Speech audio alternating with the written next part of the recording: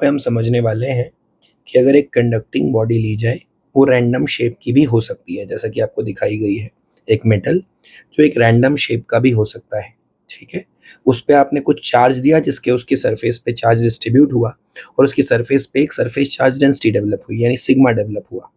हम ये देखने वाले हैं कि उस सरफेस चार्ज डेंसिटी की वजह से या इस चार्ज डिस्ट्रीब्यूशन की वजह से मेटल की विसिनिटी में, यानी मेटल के आजू बाजू बहुत करीब वाले पॉइंट्स पर इलेक्ट्रिक फील्ड की वैल्यू कितनी होती है। तो बात सुने आप, जैसे आपने कोई रैंडम मेटल भी लिया, जैसे ये शेप इन्होंने जो लिया है ऐसे, और इसके ऊपर अगर आपने कोई चार्ज क्यू दिया तो आपको ये चार्ज इस मेटल की सरफेस पे डिस्ट्रीब्यूटेड दिखेगा। और हमने पढ़ा हुआ है कि ऐसे केसेस में मेटल के अंदर दो बातें होती हैं। मेटल के अंदर जो नेट इलेक्ट्रिक फील्ड होती है वो हमेशा ज़ीरो होती है, और मेटल के अंदर कभी भी कोई Q inside net charge metal के अंदर एग्जिस्ट नहीं कर सकता। तो हमने दो बातें पढ़ी हुई हैं, मेटल के अंदर नेट फील्ड भी ज़ीरो और मेटल के अंदर टोटल चार्ज भी ज़ीरो।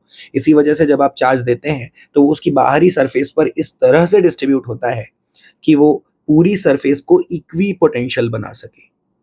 बेसिकली मेटल के अंदर चूंकि इलेक्ट्रिक फील्ड ज़ीरो है और जो पोटेंशियल डिफरेंस डेवलप होता है दो पॉइंट्स के बीच में, वो होता है minus of E dot D R, आपने पढ़ा होगा। तो अगर इलेक्ट्रिक फील्ड ही जीरो है किसी रीजन में तो डीवी जीरो है, और डीवी जीरो है तो इंटीग्रल डीवी जीरो है। मतलब दो पॉइंट्स जिनके बीच में इलेक्ट्रिक फील्ड जीरो है, उन पॉइंट्स के बीच में इलेक्ट्रिक पोटेंशियल डेवलप नहीं हो सकता। कहने का मतलब ये है कि मेटल का पूरा वॉल्यूम सेम पोटेंशियल पे होता है। तो इक्वी पोटेंशियल केवल मेटल की बाहरी सरफेस ही नहीं है, इक्वी पोटेंशियल मेटल का पूरा वॉल्यूम है। मतलब मेटल के पूरे वॉल्यूम में किसी भी पॉइंट पर आप पोटेंशियल निकालेंगे तो आपको उसकी कांस्टेंट वैल्यू ही मिलेगी।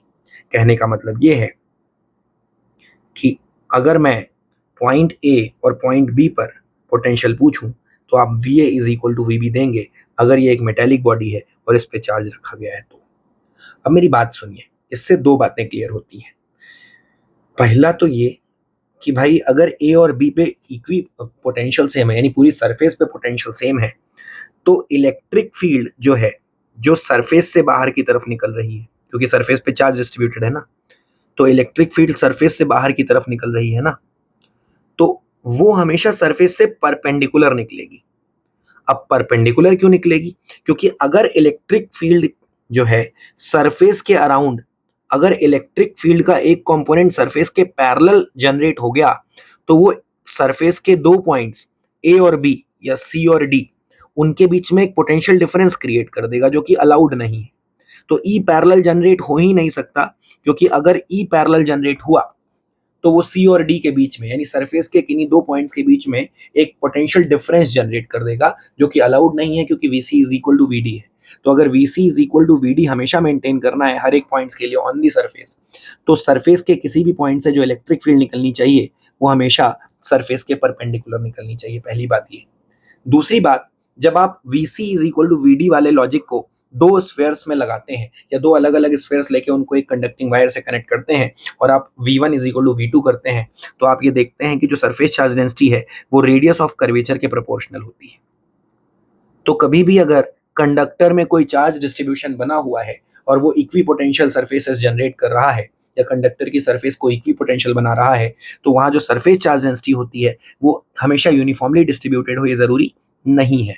मतलब सरफेस चार्ज डेंसिटी उधर ज़्यादा होगी जहाँ रेडियस ऑफ कर्वेचर कम होगी। इसीलिए आप अगर मेन फिगर देखें तो वहाँ पे इलेक्ट्रिक फील्ड लाइंस वहाँ पे ज़्यादा डेंस है जहाँ पे शार्प एजेस हैं, जैसे लेफ्ट मोस्ट पॉइंट पे।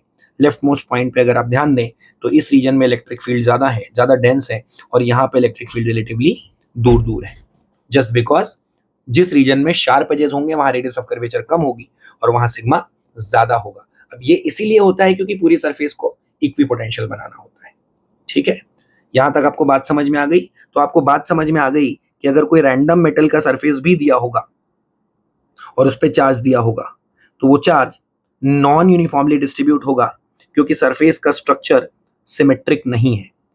तो अगर नॉन यूनिफॉर्मली डिस्ट्रीब्यूट हुआ तो किसी रीजन पे अगर आप इलेक्ट्रिक फील्ड, मान लो आप यहाँ पे इलेक्ट्रिक फील्ड निकालना चाहते हो इस जगह पे, मतलब इसके जस्ट बाहर एक पॉइंट पी पे इलेक्ट्रिक फील्ड निकालना चाहते हो, तो यहाँ पे जो सरफेस चार्ज डेंसिटी है जरूरी नहीं है कि वो सब जगह सेम हो, क्योंकि sigma is inversely proportional to R, है ना। तो रेडियस ऑफ कर्वेचर के हिसाब से सिग्मा बदलता रहेगा। तो यहाँ पे मान लो सिग्मा लोकल की वैल्यू, सिग्मा है, मतलब लोकल सरफेस चार्ज डेंसिटी इस पॉइंट पे सिग्मा है। अब आप ध्यान से देखिए, तो अगर मैं एक ऐसा, अब मैं पी पे जूम करता हूँ थोड़ा सा, है ना, पी वाले रीजन को जूम करता हूँ। ऐसा नहीं है कि बाकी चार्जेस नहीं है इर्द गिर्द सराउंडिंग में, पर बाकी चार्जेस हैं, पर मैंने पी वाले चार्ज को फोकस किया है या पी वाले पॉइंट्स को फोकस किया है। तो यहाँ पे मैंने क्या, एक सरफेस के परपेंडिकुलर एक सिलेंडर ले लिया। ये बहुत छोटा सा सिलेंडर है जिसका सरफेस जो है या सरफेस एरिया जो है वो ds है। ये गॉसियन सिलेंडर है जो मैंने ले लिया है, पर मैंने जूम किया है इस वजह से ऐसा मान लीजिए कि आपको उसकी फिगर बड़ी दिख रही है। अब सरफेस से निकलने वाली फील्ड, अंदर तो फील्ड है नहीं, अंदर तो ये तो इनसाइड रीजन हो गया, और इनसाइड में ई जीरो होता है मेटल के अंदर, है ना। ये पूरा है ऐसा मेटल ना, ये पूरा ऐसे बॉडी घिरी हुई है ना, ऐसे ये ऐसे मान लो ऐसा, है ना। तो अंदर तो ई होता नहीं है, और बाहर जो इलेक्ट्रिक फील्ड ई की वैल्यू है उसको ई मान लेते हैं। कितनी मान लेते हैं? ई। तो ds से निकलने वाला जो फ्लक्स है, अब देखो कर्व्ड पार्ट में क्या हो जाएगा, E vector is perpendicular to ds vector, क्योंकि कर्व्ड पार्ट पे जो गॉसियन सिलेंडर के लिए जो एरिया वेक्टर है वो इलेक्ट्रिक फील्ड के कैसा दिख रहा है? परपेंडिकुलर। तो इसीलिए कर्व्ड सरफेस से कोई भी फ्लक्स पास नहीं होगा। तो अगर इसे गॉसियन सिलेंडर माना जाए तो जो इलेक्ट्रिक फ्लक्स निकलेगा वो किससे निकलेगा?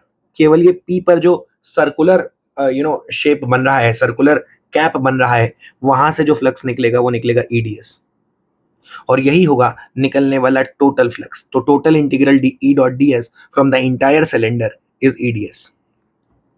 और गॉस ने क्या बोला था? गॉस ने बोला था निकलने वाला total flux from any Gaussian enclosure is equal to Q inside the Gaussian enclosure divided by epsilon not.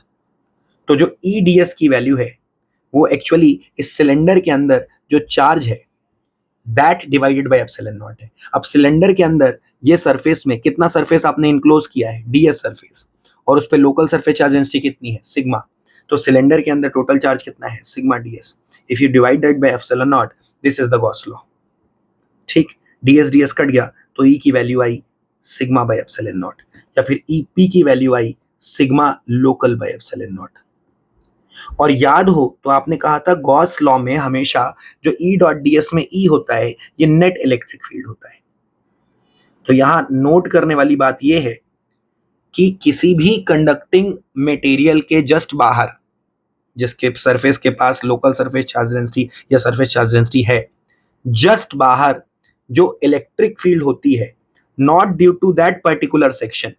अब यहां पे डीएस के पास मान लो डीक्यू चार्ज है और बाकी सबके पास मिला के थोड़ा और चार्ज है, तो जो सबका इफेक्टिव इलेक्ट्रिक फील्ड यहां पे बनेगा वो है ई।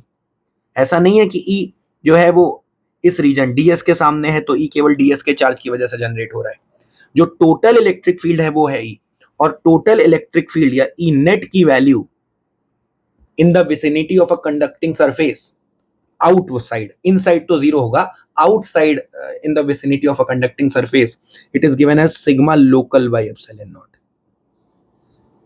मतलब आप surface charge density local use करेंगे, मतलब यहां पे जो सरफेस, अगर मान लो ये पॉइंट ए है तो जो सिग्मा ए है, ए के जस्ट बाहर नेट इलेक्ट्रिक फील्ड निकालने के लिए सिग्मा ए यूज किया जाएगा। तो अगर पी पर इलेक्ट्रिक फील्ड ईपी है तो जो ईपी की नेट वैल्यू है वो sigma A bye epsilon not होगी। इसको फर्क नहीं पड़ता कि सिग्मा बी कितना है। समझ में आया? तो टोटल कॉन्फ़िगरेशन जो इलेक्ट्रिक फील्ड जनरेट कर रहा है पी पर वो है ईपी, पर उसकी वैल्यू केवल और केवल सिग्मा लोकल पे डिपेंड करती है। तो E net in the vicinity of a conducting surface is given as sigma local divided by epsilon not.